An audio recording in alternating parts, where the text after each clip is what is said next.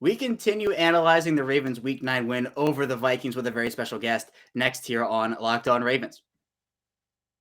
You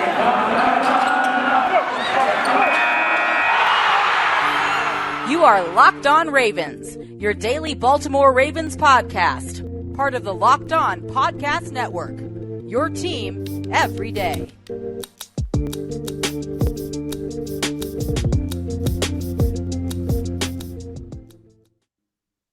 And we return here with another episode of Locked On Ravens. I'm your host, Kevin Ostraker of Ravens Wire, and here with me today to continue to talk about the Ravens' 34-31 overtime victory over the Minnesota Vikings is Spencer Schultz of Baltimore Beatdown. Spencer, the Ravens moving to 6-2. Quick turnaround for them against the Dolphins on Thursday night here in Week 10, but nonetheless, the Ravens, although it wasn't pretty, pull out that win in Week 9. How are you doing today? Doing quite well. It was definitely another heart attack inducing game late in the game. Lamar Jackson, the comeback kid now, he may or may not be point shaving just to destroy narratives. Who knows at this point? The Ravens have stunk it up in the first half against the Chiefs, against the Colts, against, several teams here at this point. So not your, so to speak, granddad's Lamar Jackson Ravens, not those 2018, 2019 Ravens that were running the ball to an early lead and then taking the air out of the game by running the ball all the way through the game. Their defense has been giving up big plays in the first half, but where they were able to tighten it up in the second half, Lamar Jackson was able to get the job done through the air and on the ground, as is well within his skill set. So it was an exciting game, and I'm excited to talk some Ravens football. Yeah, absolutely. And let's start there, Spencer, with Lamar Jackson and the first half versus the second half. Definitely in the first half, we saw Jackson miss a couple of throws to some open receivers. Now, we did have that one touchdown, or should have been touchdown, that went through the arms of Mark Andrews, but finished this game completing 27 of 41 passes. Also, as you mentioned, had over 100 yards on the ground as well. What did you see coming out of the second half, or coming into the second half for the Ravens, and their adjustments that they made? Because the first half wasn't great. They had that nice touchdown drive at the end of the first half, literally right before the end. But then in the second half, it seemed like things were clicking a bit better. Yeah, the Ravens started to attack underneath. It really did remind me of that Colts game in terms of the structure that the Colts played. Too high, soft on the outside, dedicating the linebackers to try and take away Mark Andrews and take away Lamar Jackson's ability to run or scramble. The Vikings did a better job than the Colts did of taking away Mark Andrews, of course, but ultimately, Lamar Jackson was forced to pick them apart underneath. We see the Ravens start utilizing some more passes to the backs. Marquise Brown getting utilized in the flats, throwing some quick hitters and allowing guys to run after the catch. The Ravens really struggled to push the ball downfield at all, which felt a little strange early in the game, especially all the way through when Lamar Jackson finally aired one to Rashad Bateman that drew the first pass interference in over 600 pass attempts for Jackson. And it was nice seeing Rashad Bateman able to go up and prove to Lamar Jackson he'll fight for that ball and get you a penalty if you throw it up. He'll go get it. So all of those things kind of contributed to a slow start until they finally did catch their rhythm in the 2-minute drill towards the end of the first half. That feels like something that's been a little bit of a common theme, and the Ravens maybe using pace a little bit better. I also think that the Ravens finally were able to sustain a 10-minute drive at one point that just wore the Vikings defense down. They didn't have Harrison Smith. They didn't have Michael Pierce. They didn't have Danielle Hunter. So they had backups. They're a little thin in terms of guys that they want to be using, and having some backups play some starting roles. So being able to run the ball effectively without having a ton of explosive runs. I think Lamar Jackson ran for 120 yards with his long carry of the day being 12 yards. And Devontae Freeman had a really, really strong day. Le'Veon Bell looked good, but Devontae Freeman has a nice balance of patience, burst, and staying neutral, being able to cut either way and kind of just roll with the play as it develops, as his blocking develops ahead of him.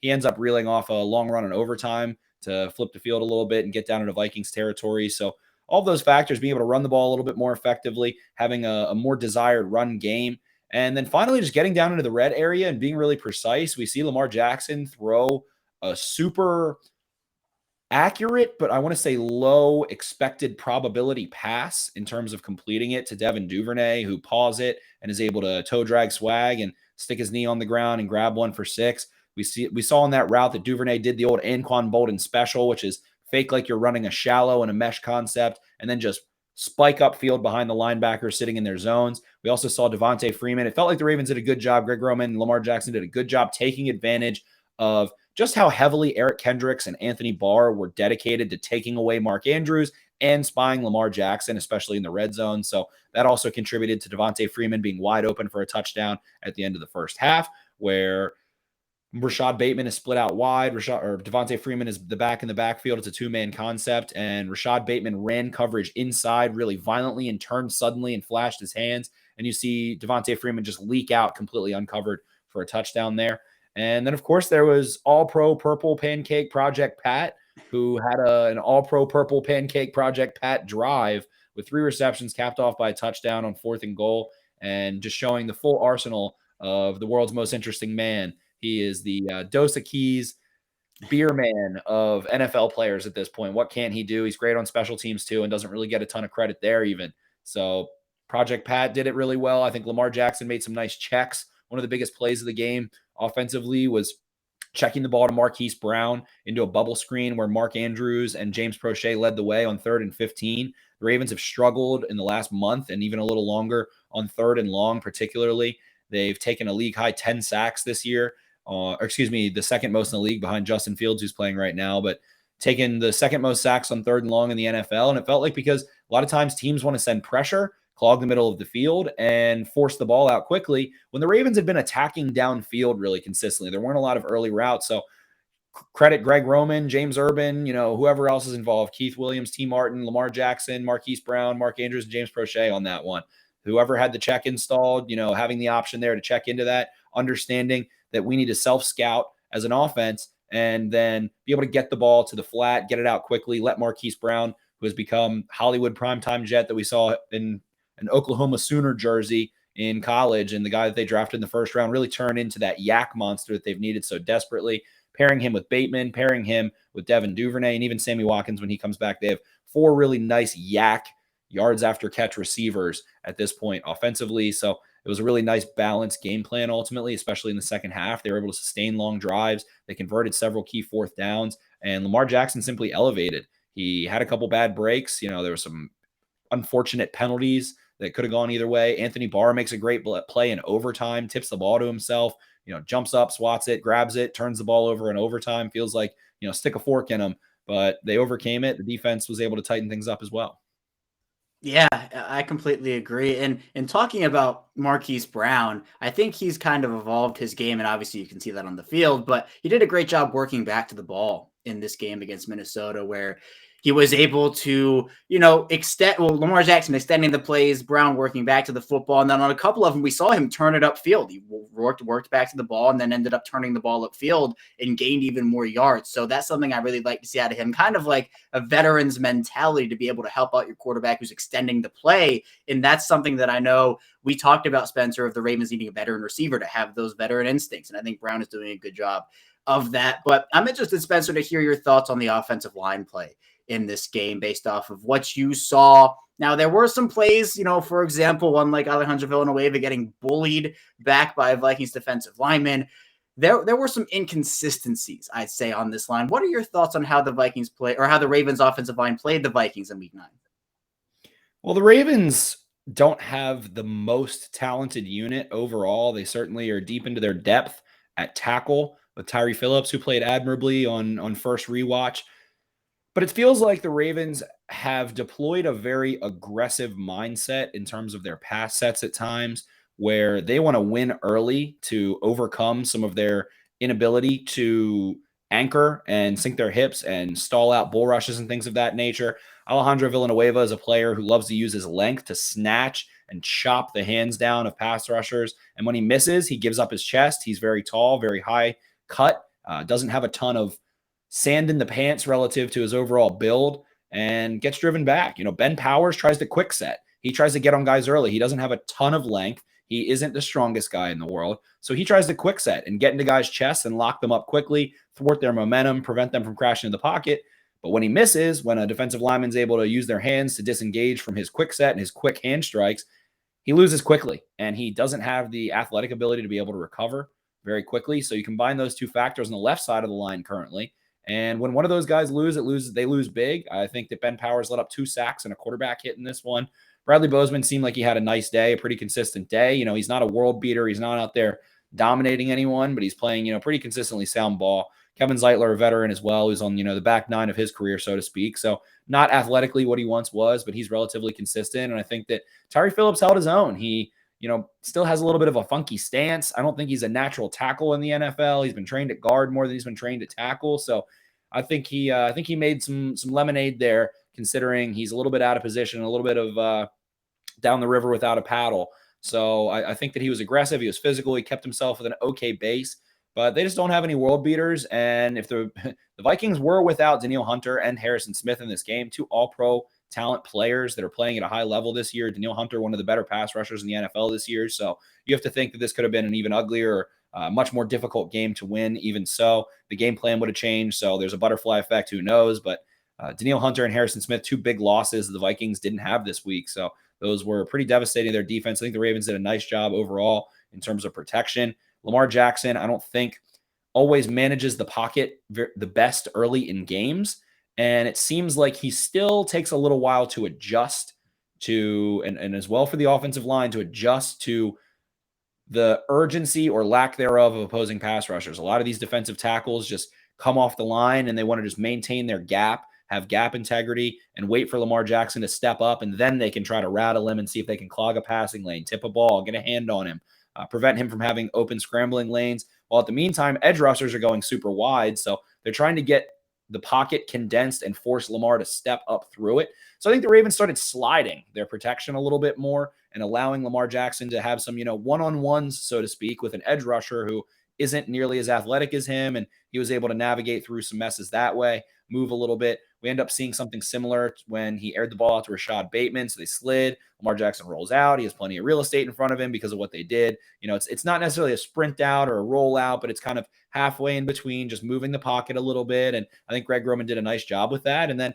also helping your offensive line out by getting those quick passes underneath, getting the ball out before they have a chance to get home, and forcing them to respect your ability to throw the ball quickly and spread the ball out to the sideline, making them respect you laterally as well. So the offensive line ended up playing a really good game. They wore down the defensive front and were able to start generating some really sealed off run concepts later in the game. Le'Veon Bell able to have some nice power runs. They converted in a ton of short yardage situations. So it was a really nice job towards the end of the game there. And this Ravens offensive line has done an admirable job considering the lack of continuity and how deep they've gone. So you got to give credit all around. And they're able to put up 34 points to a Mike Zimmer defense. And Mike Zimmer's known for how smart his defenses are. They still had talented players out there, and Eric Kendricks, Anthony Barr, and quite a few others. So it was a interesting game that got more and more interesting as time wore on.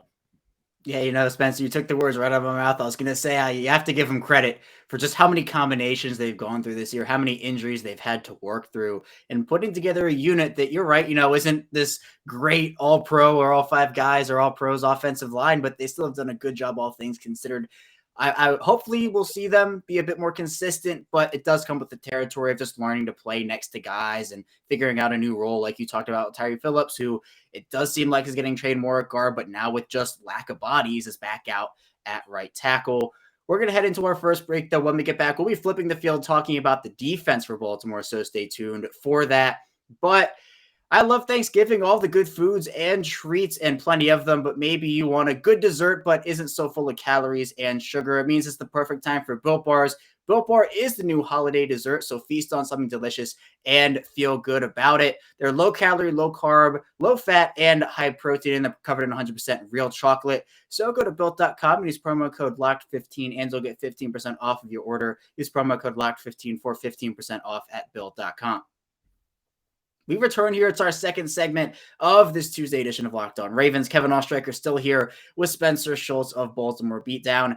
And Spencer, continuing with this Ravens victory over the Vikings, much like we talked about with the offense, the defense, exact same thing where it was the tale of two halves. The Ravens defense in the first half gave up a couple of chunk plays, the Justin Jefferson long touchdown. We saw the Dalvin Cook really long run. But when the second half rolled around, the Ravens really put the clamps on and they shut down Justin Jefferson for the most part. They held Adam Thielen to 2 catches for 6 yards. He did have that score in the end zone. And, a lot of people are debating whether it was a push off or not. But for example, Dalvin Cook, that 66-yard run, he only had 17 carries for 110 yards for the entire game. Justin Jefferson, a 50-yard catch. He only had 3 receptions for 69 yards in that score. So Spencer, what was the difference coming out of that halftime locker room? What did you see that was the difference and what was able to really get the Ravens defense going and really contributed to shutting down all these Vikings offensive weapons? Well, I think that the Vikings did a nice job attacking on those 2 big plays they hit. And it looked like 3rd and 1. The Vikings are in their own territory. It's earlier in the game. And they must have seen something on film that if they gave a certain look, the Ravens would align a certain way that the Vikings could run a sweep to the outside and there would only be a corner out there. So they ended up getting 2 offensive linemen pulling outside and only Anthony Averett there. Odafe Owe crashed inside. The linebackers got caught in a mess. Patrick Queen crashed the backside. Josh Bynes jumped inside in the front side. So there was no one out there. You get Dalvin Cook, one of the most explosive runners in the NFL. I think there really are even some similarities to the way Dalvin Cook and Lamar Jackson run, just in terms of being able to go across the grain on guys and cut either way. So one of the most dangerous guys in the open field. The Ravens are lucky that play didn't turn into a touchdown. And I think you got to give a little bit of credit to the Vikings there. They saw something, they executed, and they made a play, as well as the predicament that happened on the long Justin Jefferson touchdown. It looked like DeShon Elliot communicated something to Marlon Humphrey. Chuck Clark was on the back end. Looked like he was trying to man match and kind of go with a crosser instead of playing in the center of the field when DeShon Elliott was going to cut underneath of the crosser. So ultimately, Justin Jefferson runs an out, which Marlon Humphrey was told to defend against, it looked like, by DeShon Elliott, gets his hips open towards the sideline. And as soon as he does that, Justin Jefferson cuts right upfield. It could have been kind of an option out versus out and up route as well. Justin Jefferson, an outstanding route runner and really explosive at the stem. So give credit to them. They attacked two spots that the Ravens weren't able to defend, and you got to give a little bit of credit where it's due. At the same time, could the Ravens have defended it better? Absolutely. But kind of reminds you of the way that the Titans hit that Khalif Raymond bomb in Baltimore in the 2020 divisional round game when the Ravens were the 1 seed, and just launched that bomb into a out and up on a soft middle of the field cover 3 look, and were able to hit that. So you got to give a little bit of credit there for them. Could the Ravens have played it better? Yeah, but other than that, they really limited them. They forced Kirk Cousins to be pretty fearful on a lot of key situations, especially late in the game. He got pressured and just kind of got rid of the ball as quickly as he could, tried to throw it away, tried to get it out of bounds, tried to, ground it in front of a receiver quite a few times. He was 4 for 9 when the Ravens blitzed for 50 yards. So 9 attempts, 50 yards, not really great there from the Vikings perspective. With the one successful play they really had against the blitz was the Adam Thielen fade, but that was kind of a goal line blitz anyway. Speaking of that play, Adam Thielen used a little bit of contact and got Anthony Averett to, fall a little bit, which is fine. But then the shoe is on the other foot when Chris Board makes a really, what I thought, sound, technically proficient defensive play and goes up basically in a rebound high point situation, doesn't prohibit the receiver from moving or doing anything. He was just playing close and playing, tight and boxing out and making a play. And the refs throw the flag, give the Vikings a new set of downs. The Ravens end up stopping them 5 consecutive plays, including that one. And then eventually, they're able to get the ball in. I saw Patrick Queen there, one play, able to, before the quarterback sneak, comes and sprints and punches down on Dalvin Cook and prevents him from getting into the end zone. So I think that might actually have been on the 3rd down in that sequence. So the Ravens defense hung pretty tough there. They do end up ultimately letting up 2 red zone touchdowns, but in the second half, I think Josh Bynes played really well. I think we saw guys like Tyus Bowser and Calais Campbell be really disruptive and really active up front. Tyus Bowser made plays in both the run and pass game. I think he had a pass breakup. And other than the deep ball, which looked like, you can blame Marlon Humphrey if you want, and I'm fine with that, for, losing the war to win the battle and jumping on the out route instead of, keeping over top and limiting a big play. But he had 2 pass breakups on Justin Jefferson and really limited him other than that long catch. So I think Marlon Humphrey did play a really solid game with that one play already discussed. So the Ravens overall tackled well. I think that Justin Ellis and Broderick Washington came in and played really nice games alongside Calais Campbell and Justin Matabike. Brandon Williams not there, Derek Wolfe not there, and They ultimately shut the Vikings' interior rushing concepts down. I think they had one run over 10 yards up the middle between the B gaps. Other than that, they held them virtually completely lost. They had 5 tackle for losses in this game, in the run game, which is a ton of negative plays for the Vikings. Kirk Cousins talked about them being put into kind of negative scripts or situations, 2nd and long, 3rd and long as a result. They tackled Dalvin Cook late in the game when the Vikings wanted to get him the ball in overtime, 2 plays in a row, 2 tackles, quick line of scrimmage and 2 yards downfield in the passing game, and really took him out of it in overtime. So this defense really tightened up. They weren't able to get sacks, but they rattled Kirk Cousins. Kirk Cousins has only been sacked, I think, 10 times going into this game, one of the lowest totals of the year, because like we saw, when he gets pressure, he just tries to mitigate loss and throw the ball away as quickly as he can, which is one of his strong suits, really. So the sacks weren't there, but the pressures were definitely there in some key situations. And Vikings were able to generate some explosive plays, but they weren't consistent at all. And the kick return touchdown to open the second half really tells a different story when you look at the box score a little bit, but that was part of the game. Special teams are a part of it. And I think that, makes the defense appear a little worse than they were. They didn't generate any turnovers. They did let up 2 explosive plays, but other than those explosive plays, I think they played a really, really, really consistently sound game for the most part. And they ended up doing enough to win late in that game. They don't allow any scores while the Ravens are trailing in the second half. So the 24-10 after the kickoff, they didn't let up a touchdown until the Adam Thielen push-off on 4th down late in that game. And that was the lone score. And that's, one-on-one against an all-pro quality receiver that made a play, used a little bit of contact, and made something happen. So Ravens defense had a lot of key stands there and ended up being a prime reason why, in addition to Lamar Jackson and that offense, that they were able to move to 6-2. They're number 1 in the AFC North going into week 10 here, and they're going to be, week 10 here, and they're going to be able to really control their own destiny moving forward. Yeah, the Ravens defense was definitely resilient in their own way after giving up those couple of big plays. They bounced back, and especially in the second half, as you mentioned, they really tightened up and put the offense in situations where they could go and kind of get the game back into reach. And Lamar Jackson obviously carrying that offense back to put the game into overtime, but it was because the defense wasn't giving things up, and they were able to kind of put the big plays behind them and continue to play really sound football. But Spencer, one of the negatives in this game is not what happened on the field. Well, I guess it did happen on the field, but the loss of DeShon Elliot for what is expected to be the remainder of the season. John Harbaugh saying to the media after the game that Elliott has a torn pec and a torn bicep. It looked like he was playing through it. His arm was down and dangling, so he's a tough guy and a tough player, but it is a big loss. Recoveries for those injuries look to be around 3 to 4 months. The Ravens, with them being cautious with their players, getting them back to 100%, it just doesn't feel like he'll be back this year.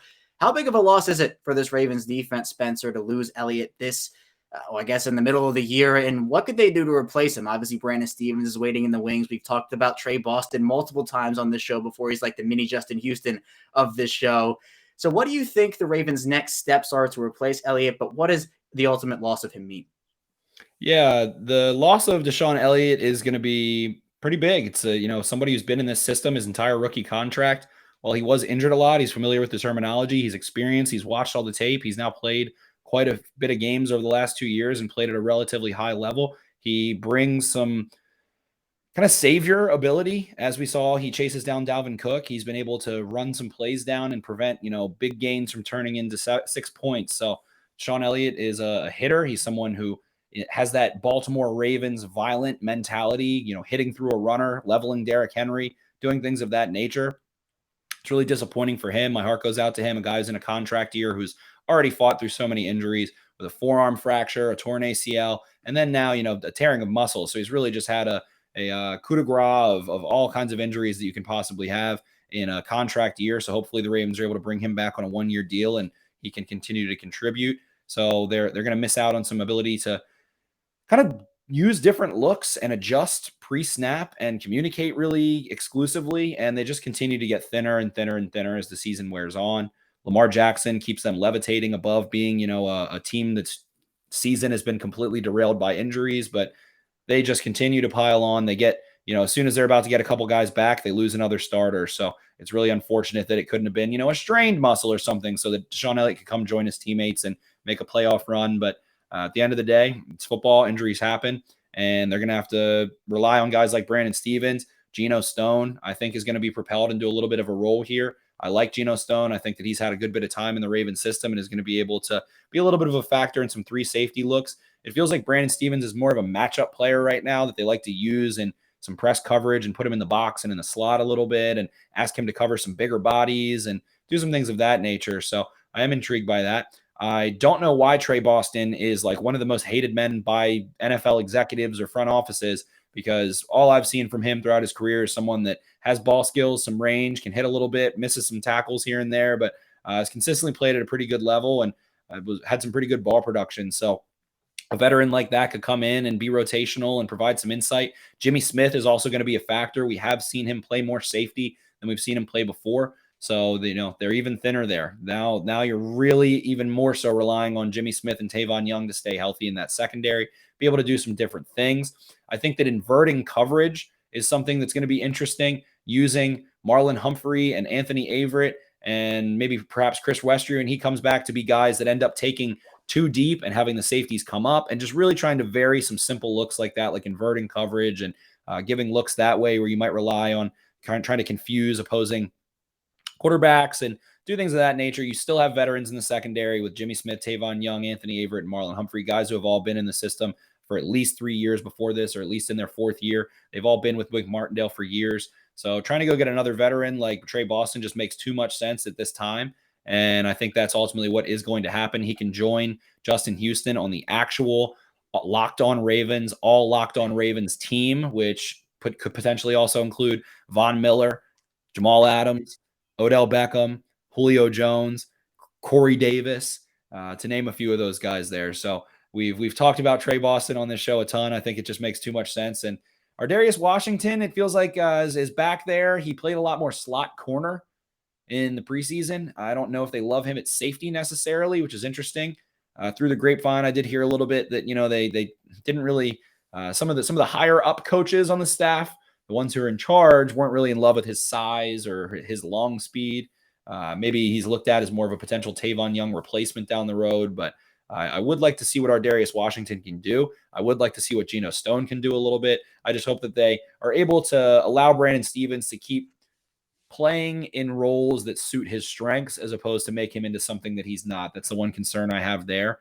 I think that at this point, asking him to think a lot and be a really great communicator and be able to understand where offenses are attacking is a little bit too much in his rookie year. So I'd like to see them bring in a veteran. I'd like to see them use Geno Stone and some more 3 safety looks and kind of have Geno Stone be a conservative player on the back end that has some ball skills as well. But it's a tall task to replace DeShon Elliot, but next man up has been the Ravens mantra, and adversity and all that jazz. There's been 1,000 articles written on the adversity the Ravens have faced. And again, it's just going to continue to be more on the shoulders of Lamar Jackson to carry this team. Yeah, absolutely. Yeah, next man up is what this team has gone through the entire season, with so many players getting on injured reserve, whether it's season ending or multi-week, multi-month things. Now they lose Elliott, but they have the players, I think, to kind of soften the blow a bit. But I do think that Trey Boston would be a good addition just to have and to get some veteran snaps in as well. And veteran experience. We saw what Josh Bynes has done for this Ravens defense. Now with Elliott not available anymore, I think Boston could be a really good addition for this team. But we're going to head into our final break. And when we get back, we'll be talking about the Ravens Week 10 matchup with the Miami Dolphins. So stay tuned for that. But hey, Ravens fans, this is Kevin Oestreicher with an incredible app everyone who buys gas needs to know about in Get Upside. Just download the free Get Upside app in the App Store or Google Play right now and use promo code TOUCHDOWN and get a bonus 25 cents per gallon on your first fill up. That's up to 50 cents cash back. Don't pay full price at the pump anymore. Get cash back using Get Upside. Just download the app for free and use promo code TOUCHDOWN to get up to 50 cents a gallon cash back on your first tank. Some people who drive a lot are making as much as $200 to $300 a month in cash back, and there's no catch. The cash back gets added right to your account. You can cash out anytime to your bank account, PayPal, or any gift card for Amazon and other brands. Just download the free Get Upside app and use promo code TOUCHDOWN to get up to 50 cents a gallon cash back on your first tank. That's code TOUCHDOWN. We return here, our final segment of this Locked On Ravens Tuesday edition episode. Kevin Oestreicher still here with Spencer Schultz. And Spencer, the Ravens now enter Week 10, a Thursday night primetime matchup against the Miami Dolphins, who have struggled this year, to put it kind of nicely. The Dolphins, I think, had decently high expectations coming into the year. You know, that they weren't supposed to win the Super Bowl or anything, but it just has not been the year they were expecting. And now they run into a Baltimore team that, again, we've talked about it before. Young quarterbacks, first year, second year, third year guys who haven't seen this defense before really, really struggle because of just how complex it is, the blitz packages that Don Martindale has, and now Tua Tagovailoa, who is in his second season, who has never seen this Ravens defense before, is about to get him on prime time. So, Spencer, how do you feel like this game goes for the Ravens, especially because Baltimore has beaten Miami 8 of their last 9 meetings? Yeah, they have been Ravens south a little bit. The Ravens have run the score up the last 3 times they've played. The Dolphins are in a rock and a hard place right now. They're 27th in DVOA. They have the 25th rated DVOA on offense and the 26th rated DVOA on defense. So they're 29th on special teams as well. They're a very weak team that, has a little bit of talent here and there. They do have some players in the secondary. Rookie Javon Holland has been really strong. Xavier Howard and Byron Jones are definitely some tough corners, but they also have Emmanuel Ogbah up front, who's been a great pass rusher this year, having like a borderline all-pro year. But other than that, they just have too much of a young quarterback or backup quarterback in Jacoby Brissett, who the Ravens could see depending on Tua's injury situation, that has a terrible offensive line. They can't execute concepts downfield. They can't consistently pass block. They don't have the athleticism in their quarterbacks to really be able to negate a situation like that. They don't have a workhorse back that can kind of take a little bit of pressure off, or the line to be able to even have a workhorse back. So Mike Gesicki, Jalen Waddle, guys that can make plays, make spectacular catches, and do some fun things, but they just lack consistency. They're a pretty injured team as well. They were reportedly trying to trade off some players at the deadline. The Ravens even inquired about Xavier Howard, and he could have been on the Ravens this week for this game. So it's an interesting fluid situation. It feels like the Dolphins are a little bit belly up, and they're in a pretty tough division. They were sniffing around Deshaun Watson pretty openly.